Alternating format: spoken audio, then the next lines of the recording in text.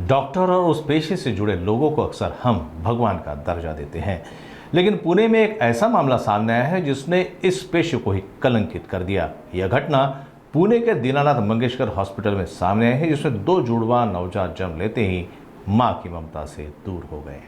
मी प्रियांका पाटील, तनुषा भिसे माझी बहिणी लागते। 28 तारखेला तिला थोडंसं ब्लिडिंग होत होतं, म्हणजे ब्लिडिंग होत होतं आणि पोटात दुखत होतं, म्हणून आम्ही दीनानाथ मंगेशकरला गेलो, डॉक्टरांना भेटलो। डॉक्टर बोलले की जरा क्रिटिकल सिच्युएशन आहे, तुम्ही काय खाऊ नका, आपण इमिजिएट सीझरला नेऊ, तोपर्यंत काही पेशंटने खाल्लं नाही। मग त्यांच्या केबिनमध्ये गेल्यानंतर चेक केल्यानंतर डॉक्टर बोलले की 20 लाख रुपये लागतील भरण्यासाठी।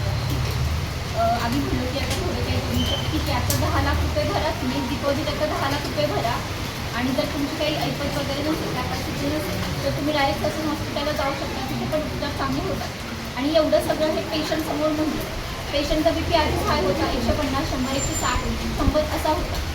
पेशंटला खूप टेन्शन आलं आणि पेशंट बाहेर आल्यानंतर खूप रडत आलं, त्यातच पेशंटने खूप धसका घेतला।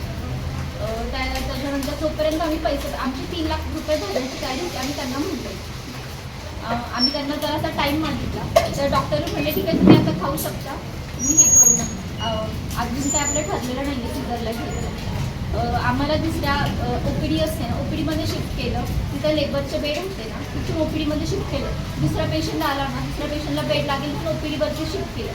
2 तास पेशंट आमचा तिकडेच होता, तोपर्यंत पेशंटने काही खाल्लं नव्हतं, काहीच केलं नव्हतं, आणि तर कोणीच काही ॲक्शन घेणं, साधं कोणी BP घ्यायला नाही आलं, साधं कोणी बघायला नाही आलं। डॉक्टरांचं ॲटलिस्ट कन्सर्न असं की बाबा पेशंटला काय होतं आहे, आम्ही सांगितलं पोटात दुखतं पेशंटला, ब्लिडिंग होतं, ते बोलले की ठीक आहे आधीच्या हॉस्पिटलमध्ये जी मेडिसिन होती ब्लिडिंगसाठी ती घ्या आणि खा। पूर्ण 10 लाख रुपये भरामध्ये उपचार पुरा असं ते म्हणा। हां, पूर्ण 10 लाख रुपये भरायचे, डिपॉझिट करायचे, त्याच्याशिवाय पेपरच नाही करणार। तिथल्या सगळ्या स्टाफला पण त्यांनी ते सांगितलेलं। आम्ही 3 लाख रुपये घेऊन खाली बिलिंग डिपार्टमेंटला गेलेलो।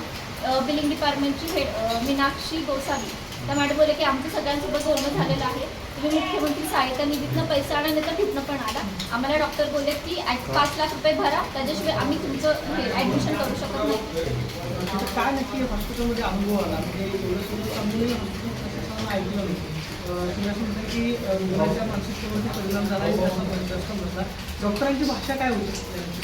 तुम्हाला जर परवडलं नसेल ना, तर तुम्ही ससूनला जाऊ शकता, तुम्हाला जर हे होत नसेल ना, ससूनलाही चांगले उपचार होतात। डॉक्टरांचं काय नेमकं म्हणणं होतं आणि आता तुमची या हॉस्पिटलबद्दल काय नेमकी सांगा? डॉक्टरांचं नाव काय होतं आणि त्यांनी पूर्ण जी प्रक्रिया सांगितली ती काय होती? डॉक्टरांचं नाव सुश्रुत घ्यायचं आणि त्यांनी सांगितलेलं जोपर्यंत हे रिलेटिव्ह 10 लाख रुपये भरत नाही तोपर्यंत त्यांचं ॲडमिशन करायचं नाही। आम्ही 2-3 वेळा ॲडमिशन डिपार्टमेंटला गेलो, ते सिनियर बिलिंग डिपार्टमेंटचे होते की मीनाक्षी गोसावी मॅडम, ते बोलले की तुम्ही कोणाकडे जा, केळकर सरांकडे जा, तुम्ही कुठल्या मंत्र्याचं PA असू दे, काही असू दे, आम्हाला त्याची घेणं देणं नाही आहे, आम्हाला सुश्रुत घ्यायचा। सरांनी सांगितलेलं आहे पैसे घेतल्याशिवाय हे करायचं नाही, पेपर करायचं। 10 लाख रुपये नेमके कशासाठी, असं काय ऑपरेशन ते बोलले की सिझरिंग करायचंय, प्री मॅच्युअर बेबी 7 मंथला डिलिव्हरी होतीये, तर आपल्याला ICU मध्ये ठेवावं लागेल। एका बेबीचा 10 लाख रुपये, दुसऱ्या बेबीचा 10 लाख रुपये असा खर्च घेतला, आणि तो 10 लाख रुपये खर्च एका महिन्याचा होता, आणि ते आत्ताच घेतले। आम्ही म्हणतो आम्ही भरतो पैसे सगळे, फक्त आता इमिजिएट आम्ही 3 लाख रुपये ॲटलीस्ट पेशंटला ॲडमिशन तरी घेऊ शकता की नाही, तुम्ही बोला। आम्ही 3 लाख रुपये भरून ॲटलीस्ट तुम्ही पेशंटला इलाज तरी करा ना। पेशंटची मानसिकता पण तशी व्हायला लागली होती ना, मला कोण बघत नाहीये, पैशाच्या अरेंजमेंटसाठी, ते ट्रस्ट हॉस्पिटल आहे ना की ते प्रायव्हेट हॉस्पिटल आहे। किती तास त्याच्यामध्ये सगळे वाया गेले? 2-3 तास, प्रदीप बुमसर, 2-3 तास वाया गेले। प्रदीप बुमसर, मग तिथून पुढे आम्ही सूर्या हॉस्पिटलला गेलो। म्हणजे हा जो काय दुर्दैवी घटना घडली त्याला जबाबदार तुम्ही कोणाला? हॉस्पिटल दीनानाथ मंगेशकर हॉस्पिटल आणि डॉक्टर घ्यायचा, सुश्रुत घ्यायचा असतं, आणि बिलिंग डिपार्टमेंटच्या मॅडम त्या बोलल्या की आम्हाला सर सांगितल्याशिवाय आम्ही ॲडमिशनच नाही करणार। ते एकमेकांना कंटिन्यू फोन करत होते, आणि ते म्हणले पण तुम्ही मला का प्रेशराईज करताय, मी हे करू नाही तर मी केस सोडेल, तुम्ही पैसे भरलेच पाहिजे तुम्हाला, असंही फोनवर बोलले। तुम्ही किती वाजता हॉस्पिटलमध्ये गेले होते आणि या सगळ्या प्रक्रियेमध्ये किती वाजता, म्हणजे पुढचा पेशंट रुग्णालयामध्ये नेण्यासाठी साधारणतः किती तासांचा वेळ गेला? एक 2-3 तासांचा तरी वेळ गेला असेल। तुम्हाला जर हवे असेल तर ते सगळे फुटेज वगैरे सगळे ते हॉस्पिटलमध्ये अवेलेबल पण असतील.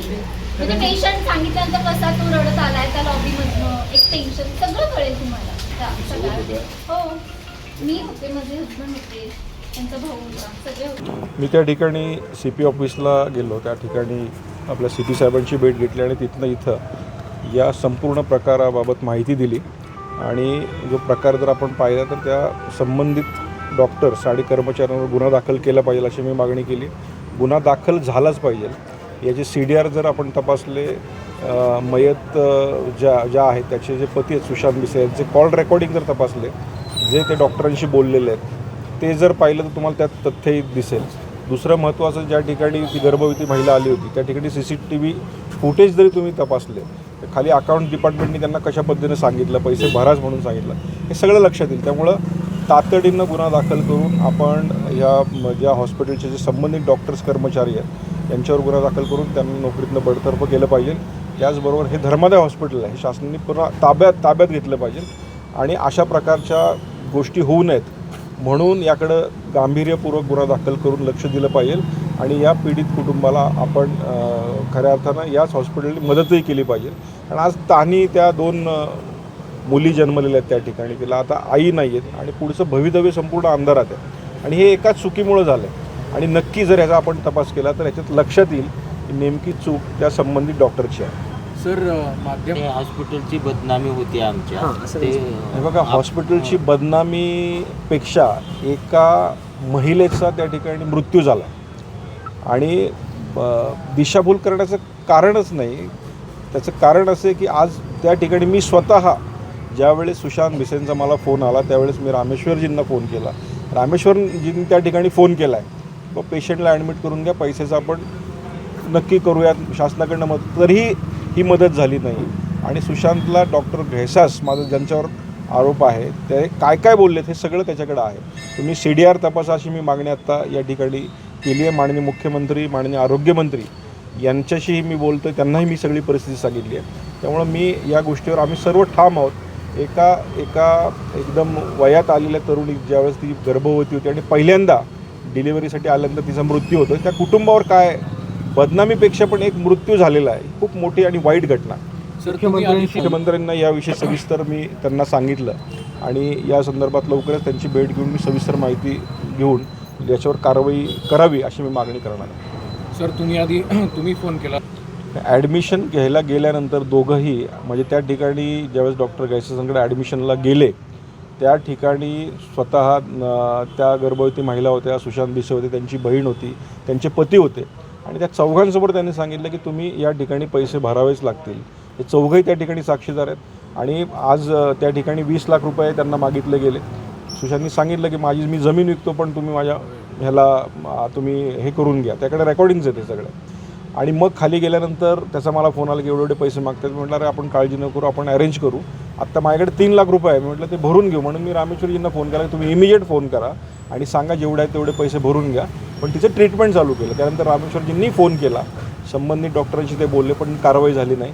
मग त्यांनी वाट बघून तिथनं हे रिस्पॉन्स देत नाही आहेत आणि वेगळ्या पद्धतीनं ते बोलत आहेत म्हणून त्यांनी तिथनं ससूनला हॉस्पिटलला फोन करून त्या ठिकाणी ॲडमिट होण्याचा प्रयत्न केला. पण दुर्दैवाने तिथेही कॉट नव्हती आयत्या वेळेस गेल्यामुळं.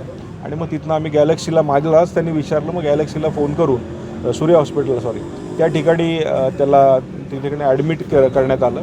पण सूर्या हॉस्पिटल हे फक्त बेबींचं हॉस्पिटल असल्यामुळं जो कार्डियक सपोर्ट जो इमिजिएट हवा होता, जो दिनानाथला मिळाला असता तो त्या ठिकाणी मिळाला नाही. कार्डियक अरेस्ट त्या प्रेग्नन्सी दरम्यान आल्यानंतर तिथनं त्यांना मणिपालला हॉस्पिटलला ॲडमिट करावं लागलं.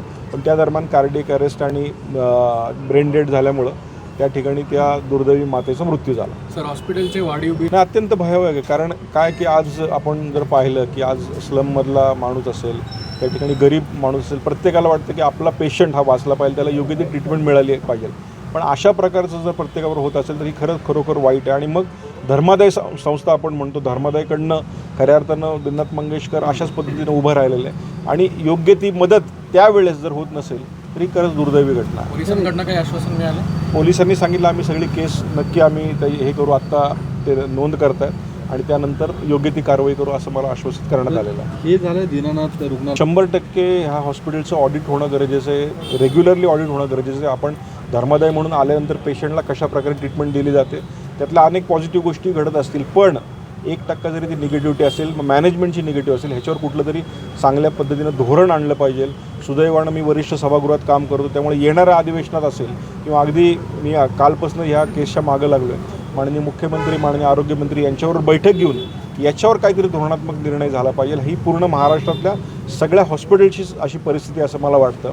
पण यामुळे जर पेशंट दगावत असेल तर ही दुर्दैवी घटना घडू नयेत म्हणून चांगलं काय करता येईल यासाठी नक्कीच आवाज उठवला जाईल. एकदम सांगू इच्छितो की दीनानाथ मंगेशकर हॉस्पिटल या पूर्ण प्रकरणाची केसची माहिती घेऊन शासनाकडं त्यांचा संपूर्ण अहवाल चौकशीनिशी पाठवणार आहे. आत्ता जे माध्यमातून जे समोर आलेलं आहे ते पूर्णपणे अर्धवट आलेलं आहे. यातनं फक्त दीनानाथ रुग्णालयाची फक्त बदनामीच होत आहे. चौकशी अहवाल कधीपर्यंत दिला जाऊ शकतो सर, हे पूर्ण शासन आणि दीनानाथ हॉस्पिटल याच्यामधलं प्रोसेस आहे. आत्ता मी याच्यावर काही कॉमेंट करू शकत नाही. काही गंभीर आरोप देखील रुग्णालयाच्या नातेवाईकांकडून हॉस्पिटलवरती करण्यात आलेले आहेत. त्या संदर्भात काय नेमकी आपल्याकडे काही माहिती आली का? मी परत तेच सांगेन की आत्ता माध्यमातून जी माहिती आलेली आहे, जी मांडली गेलेली आहे दीनानाथ रुग्णालयाविषयी, ती पूर्णपणे अर्धवट आली आहे. त्यातनं फक्त बदनामीच होते. आत्ता त्याच्याविषयी आम्ही काही बोलणार नाही आहे. जे काय आहे ते सविस्तर आम्ही शासनाकडे माहिती सबमिट करू.